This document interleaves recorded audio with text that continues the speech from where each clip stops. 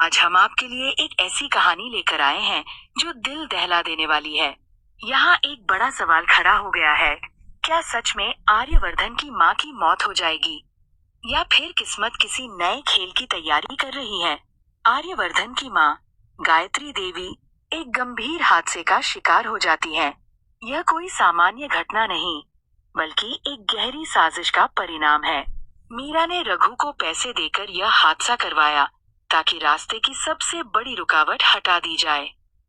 हादसे के बाद गायत्री देवी की हालत इतनी नाजुक हो जाती है कि डॉक्टर भी कह देते हैं कि अगर तुरंत रक्त का इंतजाम नहीं हुआ तो उन्हें बचाना नामुमकिन होगा। इसी दौरान अनु आगे बढ़ती है। वह निडर होकर रक्तदान करने का निर्णय लेती है। रक्त चढ़ाने के बाद भी डॉक्टर कहते हैं कि अब सब कुछ भगवान के हाथ में है। इंसान की सीमा यहीं समाप्त हो जाती है। अनु अपनी फिक्र और दर्द लिए मंदिर जाती है। वह भगवान से प्रार्थना करती है कि अगर आज गायत्री माँ को कुछ हुआ तो लोग यही समझेंगे कि उनकी मौत मेरी वजह से हुई, जबकि सच ये है कि वह पूरी तरह से निर्दोष है। इस प्रार्थना में अनु का दर्द, सच्चाई और ईमान सब कुछ झलकता है। और फिर एक चमत्कार होता है।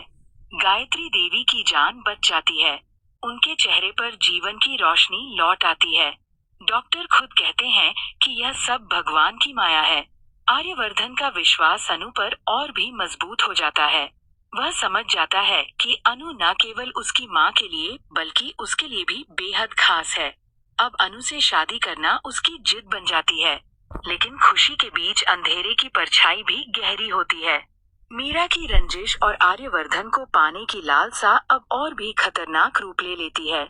वह अनु को रास्ते से हटाने के लिए हर संभव कायराना कदम उठाने को तैयार है, और यहाँ तक कि आर्यवर्धन की माँ की जान लेने की साजिश भी करती है। इतना ही नहीं, कहानी में एक और ट्विस्ट आता है। जिस गाड़ी से हादसा हुआ था वह रात को अनु की माँ पुष्पा जी चला रही थी। रघु इस घटना को हथियार बनाकर सभी दोष पुष्पा जी पर डाल देता है। अनु को ऐसा महसूस होता है जैसे उसकी माँ ने आर्यवर्धन की माँ को मार डाला। इस झूठ की चपेट में आकर आर्यवर्धन गुस्से और भ्रम में फंस जाता है। वह सोचता है कि अनु ने सच नहीं बताया ताकि उसकी माँ पर इल्जाम ना लगे। अनु उसे समझाने की कोशिश करती है कि उसकी माँ ऐसा कर ही नहीं सकती। वह बहुत सरल और ईमानदार है, लेकिन परिस्थिति और सबूत उसे विश्वास करने नहीं देते।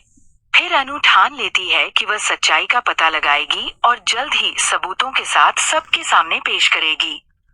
अब देखना ये है कि क्या अनु सच्चाई साबित कर पाएगी।